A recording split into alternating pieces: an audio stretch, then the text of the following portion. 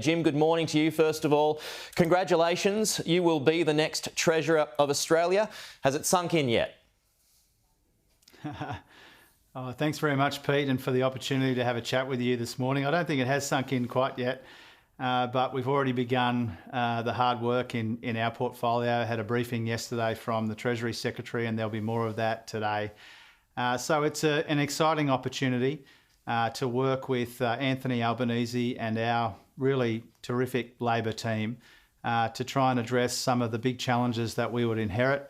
In my case, when it comes to the economy, we've got skyrocketing inflation and falling real wages, and we've got $1 trillion in debt.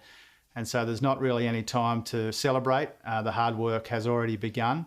And today will be an exciting opportunity to really join with some of the colleagues, with Anthony and Richard and Katie and Penny, to be sworn in. But it'll be a week ahead will be lots of work.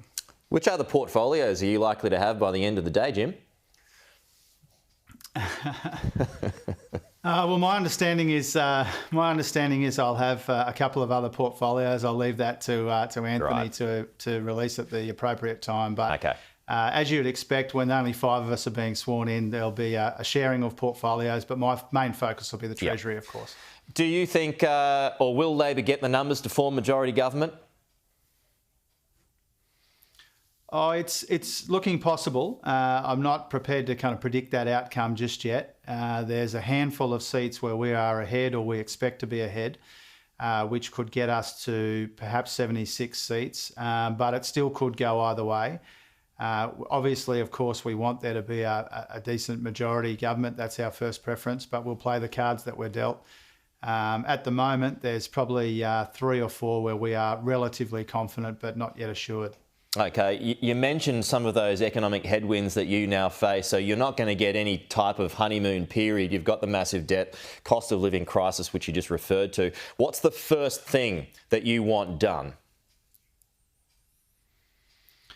Well, I think you're right, Pete, in the sense that this is probably the trickiest set of economic conditions that a new government, a new Treasurer has inherited. We've got inflation, which is, going through the roof. Real wages, the worst outcomes in more than 20 years. And we do have that $1 trillion in debt and not enough to show for it. So the work that we've begun already is to go through the budget line by line. We will be having an audit of the former government's rorts and waste and economic mismanagement.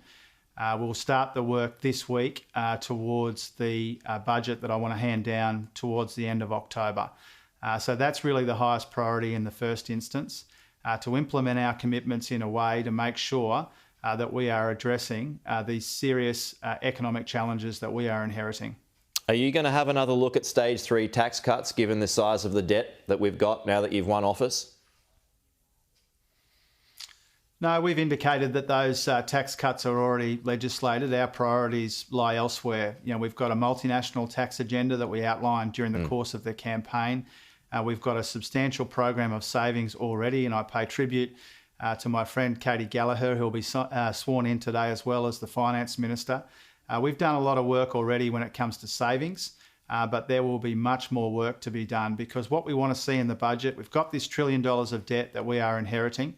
We don't have enough to show for it because it is heaving with rorts and waste and mismanagement. And so we want to start to address that so that we can invest that money more wisely in places that will actually grow the economy, like childcare, like cleaner and cheaper energy, like skills and training and TAFE, so that we can address the skills shortages which are holding our economy back. Those are our priorities. Okay, we just spoke about the numbers in the lower house. It looks as though the Greens will at least be on track to hold the balance of power in the Senate. So will you now need to strengthen Labor's climate policies and go harder than 43%? Look, I think our climate policies are ambitious as they stand. And clearly there's an appetite in the Australian community for responsible action on climate change, so that we can get that cleaner and cheaper energy into the system and boost investment and create jobs, particularly in the regions. And so our policy, I think, is a big reason why we got over the line on Saturday night, because of that appetite for some meaningful action on climate change. We will obviously talk with anybody who's been elected to the Parliament on the weekend, but our policy is strong as it stands. And I look forward to working with Chris Bowen and with the Cabinet to implement it. No deals with the Teals? No deals. We said that before, and we've said that subsequently. And the Greens, that still stands? Still hope to govern in our... Yep, still stands. Still hope to govern in our own right. Won't be doing deals for government. I mean, it's very, very clear that the other side cannot, get anywhere near a majority. That's why Anthony's being sworn in this morning. So we will govern.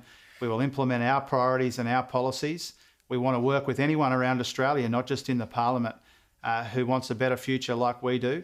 We've got a serious set of economic policies and policies more broadly, and we'll look to implement them. Just on the numbers on the weekend, more broadly speaking now, and just to wrap up here, Jim, as you know, the government was decimated, but Labor's primary vote was also down. So the two-party system seems to be fraying as things stand at the moment. So how are you going to address that, and what kind of concerns might you have in 3 years' time if that Teal movement becomes emboldened and looks to take on more inner-city seats? I think we would be mad to ignore the lessons from the election, from any election, but particularly on Saturday. The best way that we can put our best foot forward electorally is to govern for the whole country, and that's what Anthony intends to do. He wants to bring together everybody, whether they voted Teal or orange or yellow or green or blue or red. He wants to bring the whole country together to start to address some of these big challenges that we would be inheriting. The electoral politics will take care of themselves if we govern well, and that's our priority. OK. Well, Jim Chalmers, thank you very much and good luck, because a successful government means a successful country. So this, I'm sure, is the first of many times we'll get to chat over the next 3 years. But thanks again and good luck. We'll talk to you soon.